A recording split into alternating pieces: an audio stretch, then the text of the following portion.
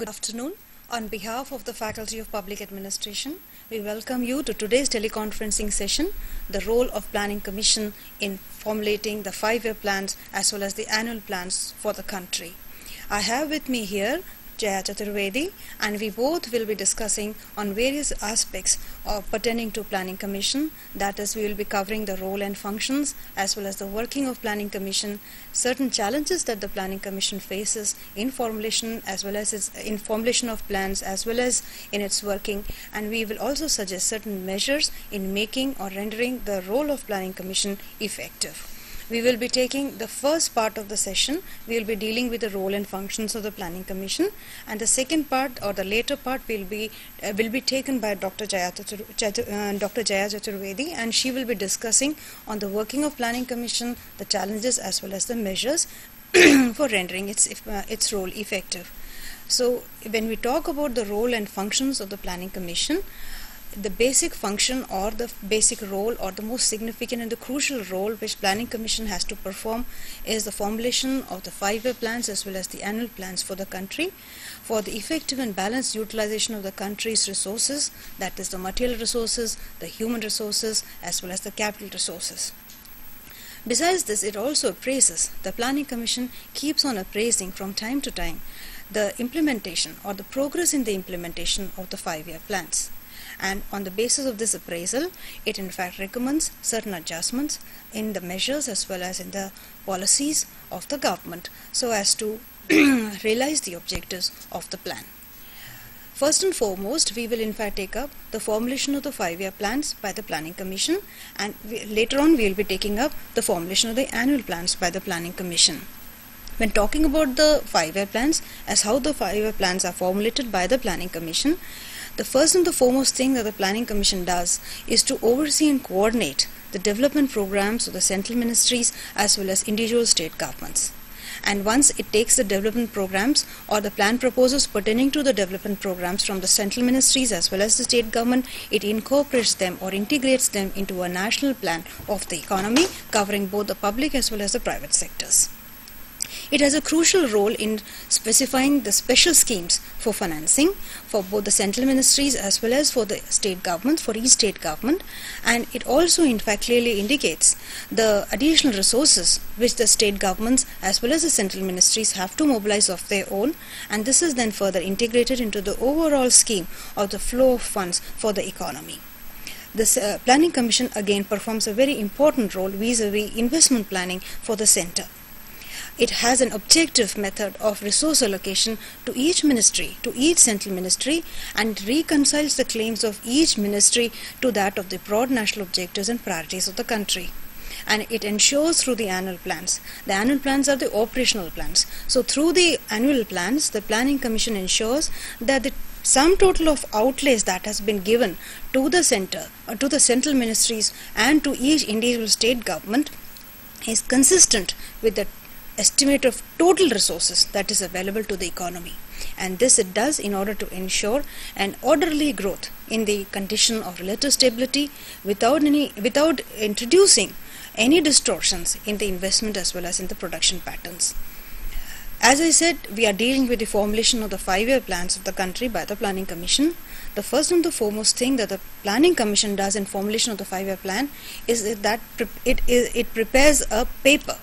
Now, what kind of paper? The paper is known as the approach to the plan. This is known as an approach paper to the plan, and this is prepared by the Planning Commission, and for this purpose it sets up steering committees and working groups. The steering committees and the working groups are responsible, or they review the time-to-time progress in the implementation of the current 5-year plan, and also make detailed recommendations of the programs, of the projects, of the schemes, of the policies, and also the outlays and targets, that is both financial as well as physical, of various sectors and subsectors of the economy.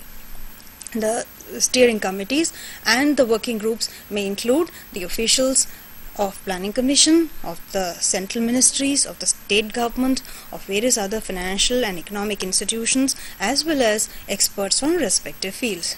For instance, the Planning Commission had set up around 23 steering committees for the 9th plan and 116 working groups for the 9th plan, and equally likewise for the 10th plan also it had set up nearly 27 steering committees and about 98 working groups. As I said, the first and the foremost task in formulation of the 5-year plan by the Planning Commission is that it prepares an approach paper to the plan with the help of the steering committees as well as the working groups. The first and the foremost thing in the preparation of the approach paper, what the Planning Commission does is to undertake a preliminary exercise in knowing or in projecting the growth profile of the country's 15 to 20 years of economic growth. That is the growth profile of the economy of our country from the last 15 to 20 years, and that also covers the ensuing 5-year plan period. It also takes into consideration, while preparing the approach paper, certain papers that are presented by the sectoral divisions, and these papers by the sectoral divisions have or indicate certain problems or issues pertaining to those sectoral divisions which have to be tackled in the ensuing 5-year plan period. These sectoral papers are also taken into consideration while the Planning Commission prepares the approach paper to the plan. There are certain other things like that of the experience of the past projected requirements, the likely availability of resources, and also much of the information that gets available because of the work that is being carried out by the steering committees as well as the working groups, that also are taken into consideration by the Planning Commission in preparation of the approach paper. Besides this, certain views as well as suggestions coming from the central ministries, from the state governments, from panel of economists, from cross-section of the public, and even for that matter, the consultative committee of the members of parliament is also taken or considered while preparing the approach paper.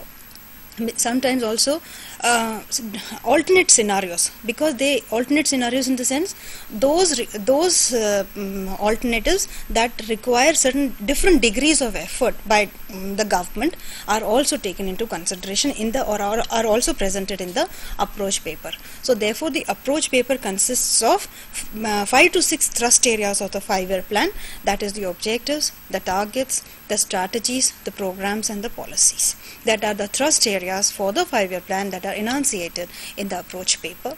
Once the approach paper is prepared by the Planning Commission, it is discussed by the full Planning Commission together. And once it is discussed in full by the Planning Commission, then it is sent to the Union Cabinet for approval.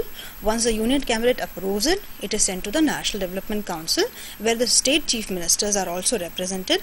And once the National Development Council approves the approach paper to the 5-year plan, it is then placed before the House of the Parliament, both the houses of the Parliament. Side by side or simultaneously, once the approach paper the Planning Commission is preparing for the centre, that is the 5-year plan for the central government, equally it requests or advises the state governments to come up with similar approach papers with their own respective states, the concerned states. And they can also go ahead in appointing or setting up the steering committees as well as working groups if they feel necessary. Once the approach paper is approved by the National Development Council, the Planning Commission addresses the central ministries as well as each state government to prepare a detailed proposal for the 5-year plan. And for this work that the state governments as well as the central ministries have to prepare the detailed proposal for the 5-year plan, the Planning Commission gives them guidelines. And these guidelines are definitely based on the mandate that has been given by the NDC while it discussed or while it approved the approach paper to the plan. Again, the Planning Commission performs a very important role pertaining to detailing of the development strategy. What will be the development strategy has to be detailed bit by bit, and that is by the Planning Commission. And for this purpose, the Planning Commission performs this work in-house with help of inputs given by the working groups.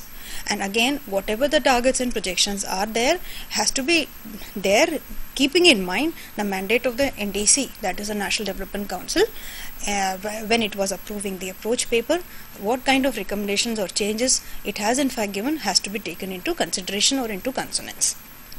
Simultaneously, apart from this work going on with the Planning Commission, there is a financial resources division with the Planning Commission. And what does the financial resources division do? It requests the state governments to render or to forecast or to predict as what kind of or what amount of state resources they have for the implementation of the plan.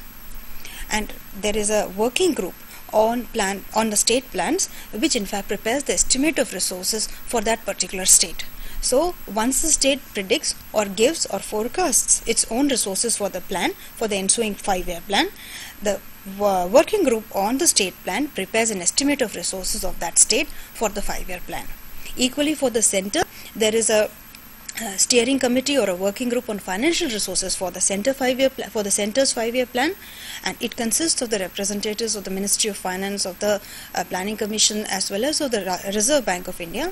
And the main work of the steering committee or working group on financial resources for the center plan is again to prepare the estimate of resources required for the implementation of the center's 5-year plan. Now after this, there is a recommendation that goes on from the state plan working group. The state plan working group gives a recommendation on the plan proposals of the concerned states to the state plan advisor. Now what he does, the state plan advisor, in view of the recommendations that have been given by the state plan working group on the plan proposals of the concerned state, he prepares a report.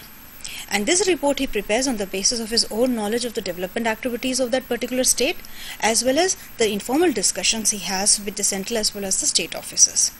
And the report what he prepares outlines the programs, the targets as well as the outlays, and this report becomes this paper for that matter becomes the basis of discussion between the state government concerned as well as the planning commission. And there is a discussion, and after the discussion, the final picture that emerges is the final position of the state's own resources, the efforts it has to make to mobilize additional resources, as well as how much it will in fact try to mobilize through central assistance or market borrowing, or even the program content of the plan gets finalized after this discussion. After the state, we can also say about the center is more or less the same. The concerned division of the department of the ministry prepares the paper. As what the state plan working group prepares the paper, the state plan advisor prepares a paper for the state 5-year plan. Same way, the division of the concerned ministry or department at the central level also prepares a background paper, and this background paper is prepared on the basis of the inputs they get it from the working group, also of the mandate based on the mandate of the NDC, as well as his own assessment of the development activities of the department. On the basis of these inputs, he prepares the background paper for the center, for the particular ministry or a department, and then this paper or this report what he prepares becomes the basis of discussion between the ministry, the concerned ministry, and the planning commission. And once this discussion takes place between the ministry and the planning commission, what emerges out of this discussion is that the planning commission taking into cognizance the discussions with the ministry as well as the anticipated availability of total resources for the central plan, it in fact takes a view on the development programs for each ministry as well as the respective outlays that have to be given to those ministries. So this is in fact the way the 5-year plans for the center as well as the state are formulated, and the planning commission goes forward to get certain views and suggestions from various categories. For instance, to the consultative committee of the members of the parliament, it can ask for views and suggestions on the 5-year plans of the center as well as the state. Equally, from a panel of economists or from the industrialists or from the labor union leaders, and also from various experts, agriculturists, social scientists, etc. And even the members of the parliament can also be asked to render their own opinions and suggestions pertaining to these plans, the draft plans of the center as well as the state, and those views and suggestions are also taken into consonance by the planning commission. Once the central and the state 5-year plans or the draft plans are formulated, along with the scheme of financing of these plans, they are incorporated into the 5-year plan.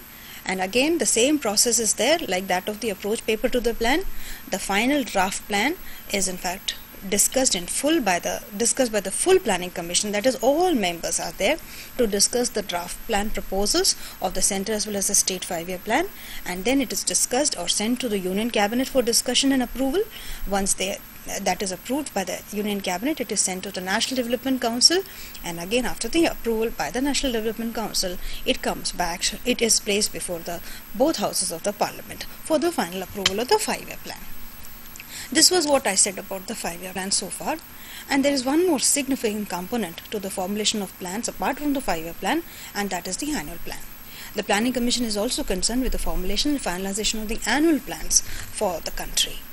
And for that matter, the formulation is much more the same as that of the 5-year plan, but it was a little different from 93-94 onwards. When the 93-94 annual plan for the state was formulated and finalized, the Planning Commission attempted to make certain changes.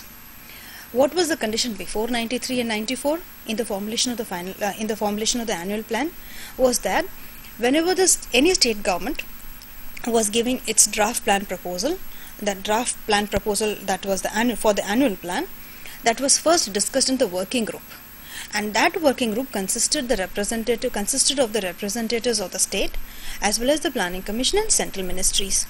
And once that discussion happened, they used to give a recommendation, and that recommendation was discussed by the state chief minister and the deputy chairperson Planning Commission.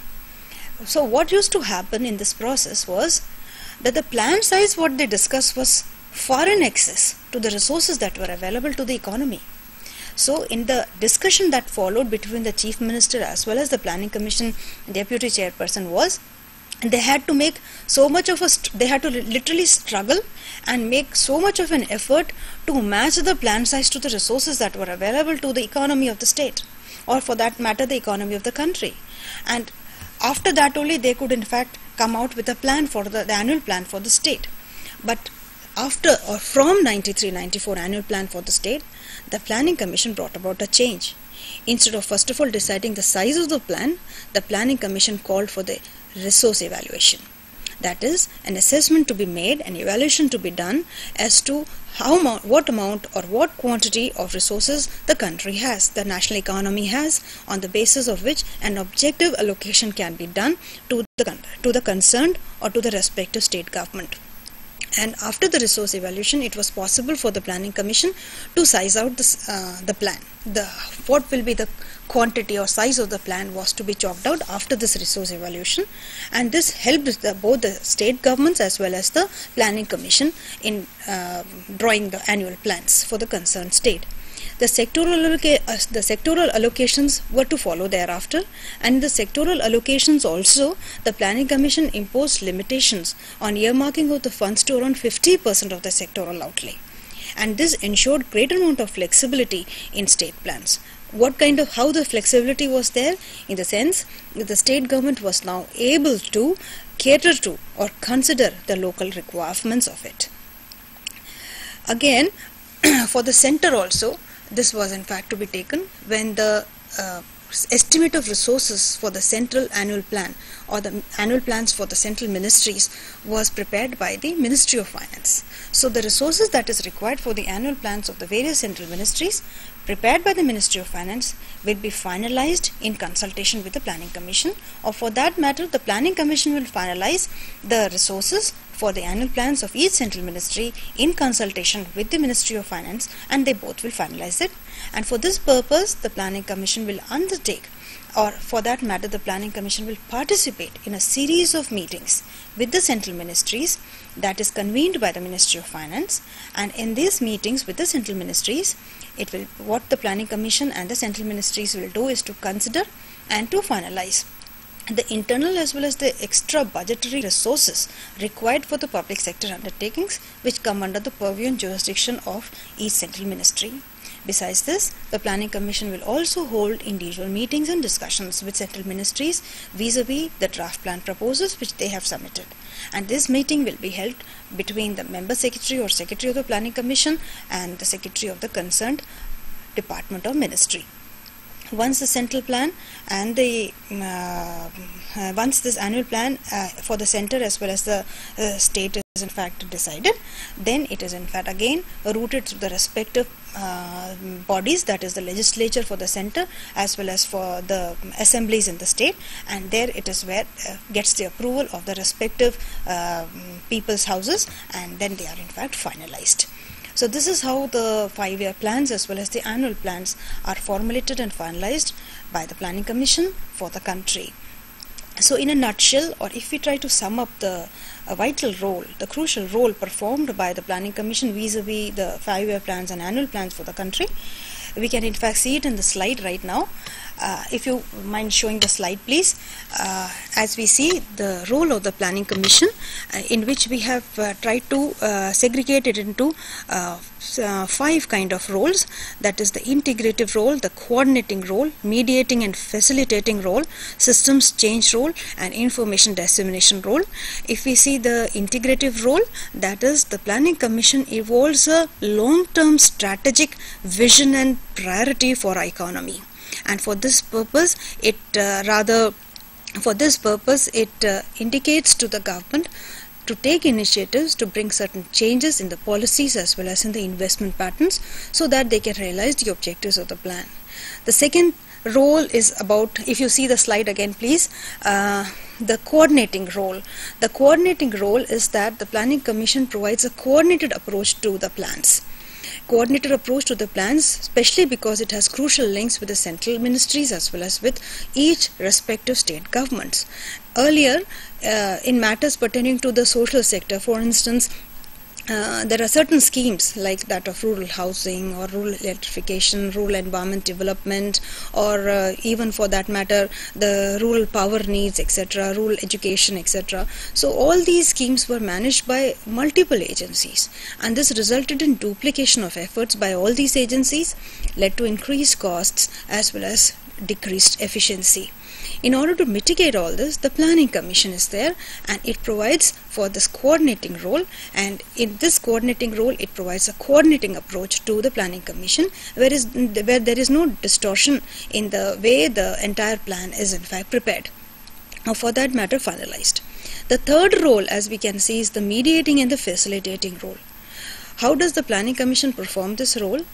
As we all know that the budgetary constraints are there, resources are limited with us, and whatever resources we have has to be divided by the Planning Commission between the state as well as the central ministries and the state governments. So whatever the resources we have, the Planning Commission is concerned with optimally using the available resources. And in this feeling of getting the optimal utilization of the resources what the country has or the economy has, it tries to provide for an objective method of distributing or allocating the resources between the central ministries and also between the state governments, keeping in mind the national interest, definitely also the principles of higher productivity and efficiency. The fourth role is the systems change role. Systems change means what we say that we have resources which are limited, and these resources have to be used optimally, and for this purpose we need to have appropriate institutions and self-managed organizations at all levels, and this is made possible by Planning Commission, which gives a capability to the government which the government can in fact use in order to develop better systems and institutional designs. And last but not least is the role that is the information dissemination role. The best practices adopted by various state governments are disseminated by the Planning Commission for other states to replicate according to their own conditions and contexts. So in all, we can say that the Planning Commission performs a very crucial and important role, a significant and a vital role in formulation of the plans for the country, and for this matter it performs integrative, coordinating, mediating, facilitating, information disseminator as well as systems change role. And in an effort in performing all these roles, the Indian planning system has moved, as we see it in the slide right now. The last portion that I have put it in the slide is that it has helped in shifting the Indian planning system from a centralized investment planning to that of a directional planning methodology. Now I think after this first part of the session, we have discussed about the formulation of the plans. I will now request Jaya over here to let us know more about the working of the Planning Commission as well as certain challenges and the measures to mitigate them. Absolutely. Thank you, Dr. Dolly. I think you've had a pretty good understanding of the process of plan formulation in the country and the role of the Planning Commission therein. There is a criticism there. We will start with a couple of criticisms that are usually leveled against the Planning Commission, and then we look at the current challenges facing the Planning Commission, because we are in the process of a paradigm shift. That is, we are shifting from a mixed socialistic kind of an economy to a neoliberal environmental setting where the scope for planning will considerably reduce. So the two main criticisms that are leveled against the Planning Commission is that number one, it is an extra constitutional body and it functions as a super cabinet. Now, what do we mean by that? It was set up by an executive resolution in March 1950. It does not find a mention in the Constitution. The body that finds mention in the Constitution is the Finance Commission, that is responsible for distribution of resources between centre and states on both the plan account and the non-plan account of the revenue and capital segments. Now, I presume that you will be familiar with the terminologies used over here. Revenue expenditure is day-to-day expenditure incurred in running a government, mainly administrative expenses in brief, and capital expenditure is the major expenditure that is incurred over building up of capital assets in the country. That is the major developmental expenditure. So it is the Finance Commission actually that is the constitutional body enjoined with the task of distributing resources between the centre and the states on both revenue, plan, non-plan, and capital, plan, non-plan accounts. But in effect, a division of labour has been affected between the Finance Commission and the Planning Commission, because it was believed that planning is something that cannot be segregated across departments or divisions. You need one agency that can decide plan transfers between centre and states. So this Planning Commission, an extra constitutional body, was set up by an executive resolution which would function with flexibility, because in a parliamentary democracy you often have a situation where different political parties rule the centre and in the states. So if the Finance Commission or any constitutional body is enjoined the responsibility of development planning, considerable rigidity and difficulties could arise in the process. So it was thought wise to set up a Planning Commission, which is an extra constitutional body which would exclusively devote itself to the task of academic research into planning and the modalities of distribution of resources between sectors and also between centre and states. Now, the criticism levelled against it, as we can understand now, that it is an extra constitutional body, it does not have the authority. But this kind of criticism gets more pronounced when different political parties are ruling at the centre and in the states, and this criticism would not be totally valid, because you have the National Development Council, which is an entirely representative body, where you have representatives from states and from the union who sit and deliberate in detail regarding sectoral allocations. So each and every interest, each and every opinion, each and every stakeholder is properly represented in the Planning Commission, but in reality frictions do arise between as far as coordination between the centre and states is concerned. Now, the second criticism that is levelled against the Planning Commission, which is very pertinent to the changing times, is that people have gone to the extent of saying Planning Commission is not relevant anymore, because the Planning Commission really has to be its role has to be studied in context. Now, it was pertinent to the mixed socialist economy setup where we had this centralized investment planning methodology, which you just saw in the slide. And now with the neoliberal setting, we are shifting to a directional planning mode where the state is rolling back, public investment is reducing in critical sectors, and more space is being given to the private corporate sector and the civil society sector in provisioning of public utilities and public goods, which have been the sole preserve of government up till now. Government has had a monopoly in provision of, let's say, electricity, water. But now the private sector participation is being elicited in these kind of activities, and so people are questioning the role of the Planning Commission, because it is going to be considerably reduced. And the second perspective is that we are shifting to a bottom-up mode of planning that is being emphasized a great deal.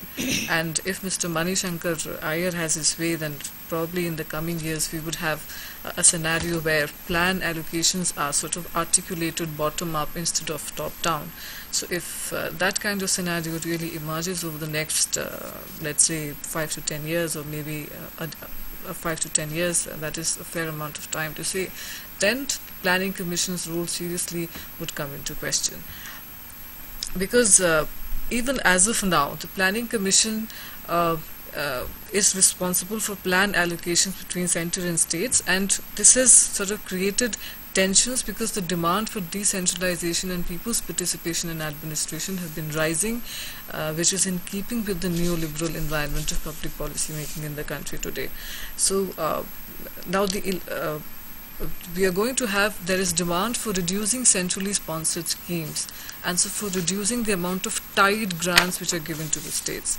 States demand more autonomy and more sort of flexibility in decision making regarding how they would use their grants. They want more untied grants. So over the past few years, the number of centrally sponsored schemes have been considerably reduced, and the states are being granted more autonomy in deciding on resource allocation between sectors, so they could better manage their financial position.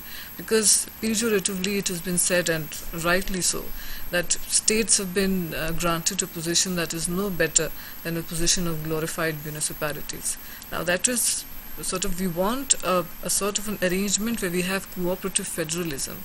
What is cooperative federalism? It is understood more in the economic and financial sense, where the center and the states function in a symbiotic relationship.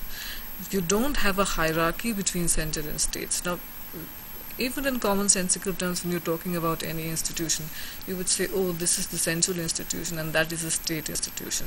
Naturally, one is perceiving it, the two institutions, in terms of hierarchy. The central institution is a level up and the state institution is a level down. So I think what is required at present is a change in mind, a change in attitude, where you stop looking at center and states as a hierarchy. There is no hierarchy between center and states. Now, in this context, it is very important to remember that most of plan implementation work takes place at the state level. It is not the center that is deciding on, that sort of has too much influence on the output and the outcomes that will finally come by through the planning effort. It is up to the state governments and the way they are able to put their plans into practice. Now here, the important thing is that planning machinery at the state level is not very effective. You have state planning departments and state planning boards. State planning boards are supposed to perform the function that the planning commission performs at the center, but unfortunately state planning boards have sort of lagged behind in this respect, and the state planning department performs, the approach in the state planning department is very incrementalist. Incrementalist in the sense that people are, it's a bit indifferent, a bit apathetic, because people say, oh, we don't have enough power anyway, it's not enough resources at our command. It's always the planning commission who's deciding. It's directive, indicative planning. We don't have too much leeway, too much scope for freewheeling. So there is a lot of disinterestedness at the state level that has to be tackled.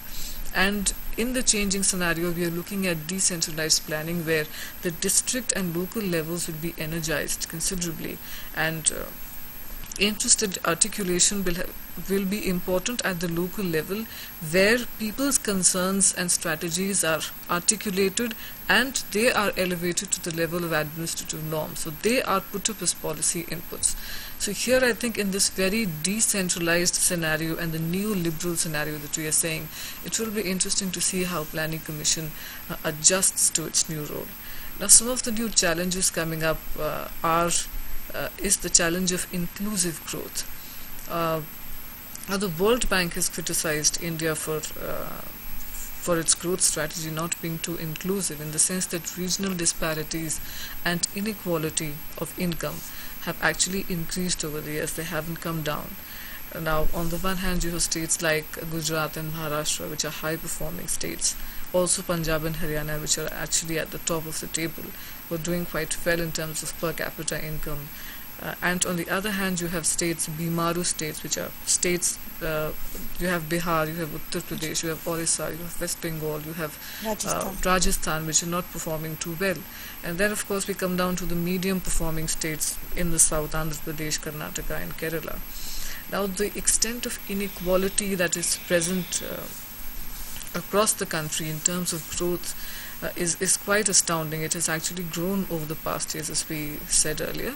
Now, if you look at the poorer sections, the poorer segments in the rich states, let's say for example Gujarat and Maharashtra, now there you will find that the average incomes of people are actually lower than the average incomes of people in Bihar, Orissa or West Bengal. That is, they are relatively poorer than the states which are poor actually in absolute terms.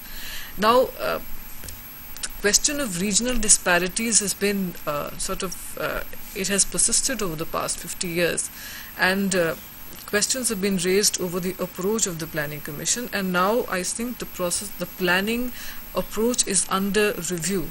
The 10th plan, for instance, was not so much an investment plan. It was realized during the 10th plan, even after the 9th plan, when we ended up with a surplus in the current account actually, that it is not really a lack of investment funds, or it is not really lack of savings that is the main constraint in planning. We have enough money to invest. We have a lot of FDI that is coming in. We have foreign institutional investors coming in. There is no shortage at all of portfolio investments. In fact, there is excess capacity in the system. We are not able to absorb all the investment that is coming in from internal and external sources. Now, the challenge before us is to minimize the incremental capital output ratio. Now here there is absolutely no need to get confused. What is incremental capital output ratio? Capital and how much capital are we investing, and how much output are we gaining thereby. Now the capital output ratio should be less, it should not be more, because if it is more, it means the numerator is larger. Here the numerator is capital. That should be less, that should not be large. The denominator, that is the output, should be large. When we talk of incremental capital output ratio, we are talking more about incremental capital capacity ratio. That is, how much of the capital is absorbed by the system and how much of the capital results in tangible outputs will depend on the efficiency of the system. Here we are talking of procedural efficiency, or the efficiency of the process, which is the main concern in public administration. That is why we study public administration, that is why we teach public administration. So what should be done to lessen the incremental capital output ratio and absorb the available savings and investments in the economy to produce better outcomes? We need less corruption.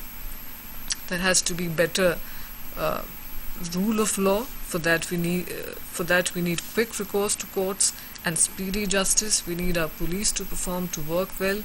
We need our civil servants who are trained. We need our extension workers who are able to do well, because the extension service has completely failed. So now the government is talking in terms of roping in the civil society organizations and strengthen the health committees and education committees, let's say at the local level, because it has been stated very clearly that decentralization cannot stop at the level of the Panchayat Raj institutions. It has to go even down. It has to go to the civil society, the health and education committees, and microcredit is going to be channelized through these institutions. Irrigation capacity is going to be improved through these institutions.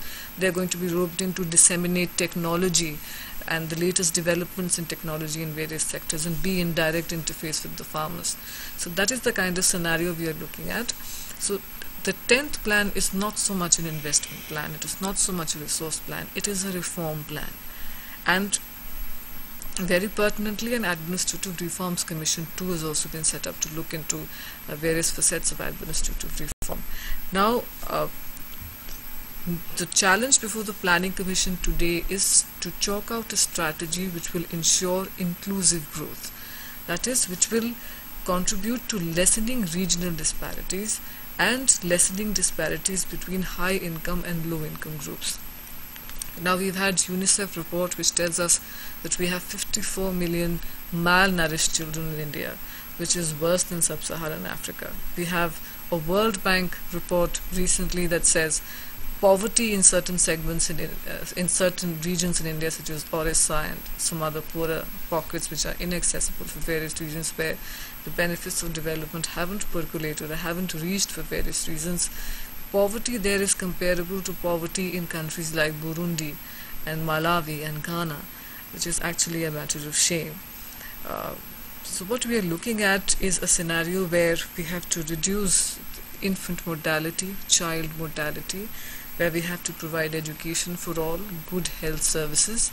Service delivery is important here. India has lagged behind in the implementation aspect. It is because we've had a top-down centralized investment planning methodology, which hasn't really, it is not possible for people sitting in in the capital city to sort of look at the processional requirements or constraints at every level. And we haven't had any modality, any institutions, any institutional approach at all for micro-planning, for planning at the local level and district level, because even when you look at your body as one organic whole, you are not just talking of the head, we're talking of various other centers, various other nerve centers that are equally important, which sustain life.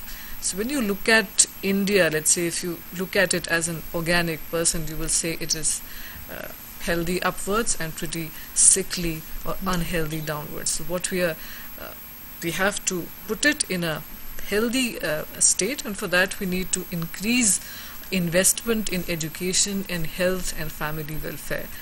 Now, much to our disgust and disdain, we note that public investment in these sectors has not been sufficient, far from sufficient actually.